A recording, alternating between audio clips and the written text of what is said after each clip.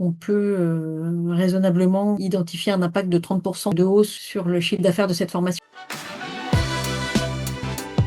Géraldine Gossot, je dirige l'Université du vin, qui est un organisme de formation dans la Drôme, dédié au métier du vin, comme son nom l'indique. J'ai travaillé dans la bière, j'ai travaillé dans le yaourt et maintenant dans le vin. Je suis une spécialiste des produits fermentés, on peut dire. Je suis arrivée il y a une dizaine d'années maintenant à l'Université du vin, donc à la tête de l'Université du vin, qui est dédiée vraiment à tous les métiers du vin. Tout public confondu, on est sur un peu moins de 2000 stagiaires par an. On avait en interne, de mon côté, et puis même au sein de l'équipe, déjà, il y avait une sorte de prise de conscience qui était déjà faite, c'est-à-dire dire oui, on a besoin d'une démarche commerciale, d'une approche beaucoup plus marchande de notre métier. Ça faisait un moment qu'on se le disait, mais qu'on avait du mal à passer à l'acte, entre guillemets. Peut-être ce qui nous manquait, c'est d'être rassuré sur le fait d'avoir une méthode un peu structurée et un accompagnement de professionnels pour ça. J'ai été plutôt séduite par l'approche très structurée de la méthode, à la fois structurée mais pas du tout théorique. Très vite, il y a des mots concrets qui m'ont parlé. Voilà, on n'était pas dans le jargon trop commercial de haute volée, on était quand même à portée d'une PME comme la nôtre. Après plusieurs années de hausse assez forte, de croissance assez forte, on accusait une sorte de plafond. Et donc c'est à ce moment-là que j'ai pris contact avec toi. Le principal impact, c'est sur le closing, en effet. On est passé d'une situation où on avait beaucoup de contacts qui restaient un peu flottants. C'est